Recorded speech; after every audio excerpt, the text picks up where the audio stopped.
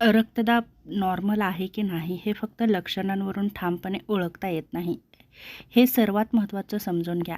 हा अनेकदा सायलेंट असतो, म्हणजे काही लक्षणं नसतानाही तो जास्त किंवा कमी असू शकतो. नॉर्मल बीपी म्हणजे काय, तर साधारण 120 ते 80 mmHgच्या आसपास नॉर्मल मानला जातो. 90 ते 60 किंवा 120 ते 80 हाही स्वीकारार्ह रेंज असते. काही लक्षणांवरून आपल्याला बीपी आहे किंवा नाही हे आपल्याला व्यवस्थित ओळखता येतं. अनेक लोकांना काहीच त्रास जाणवत नाही, तरीही बीपी जास्त असतो. मग ती लक्षणे कोणती दिसतात? तर पहिलं महत्त्वाचं म्हणजे जर बीपी जास्त असेल तर विशेष म्हणजे सकाळी उठल्याबरोबर तुम्हाला डोकेदुखी जाणवते, चक्कर येते, धडधड वाढते, डोळ्यासमोर धुसर दिसतं आणि शरीरामध्ये थकवा खूप जाणवतो. जर बीपी कमी असेल तर अचानक चक्कर येते, कमजोरी जाणवते, तुम्ही बेशुद्ध पडता, लक्ष केंद्रित होत नाही.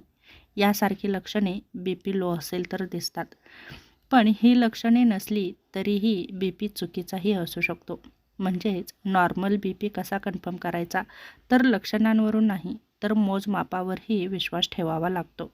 डिजिटल बीपी मशीनने बीपी मोजा, 2 ते 3 वेळा वेगवेगळ्या वेळेला मोजा, शांत अवस्थेत 5 मिनिटे विश्रांती घेऊनही बीपी मोजा.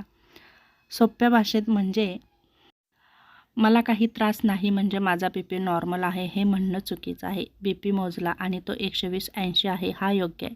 बीपी नॉर्मल ठेवण्यासाठी तुम्ही काय करू शकता, तर मीठ कमी खा, नियमित व्यायाम करा, ताण कमी ठेवा, वजन नियंत्रणामध्ये ठेवा, धूम्रपान करत असाल तर बंद करा, दारू पिणं टाळा.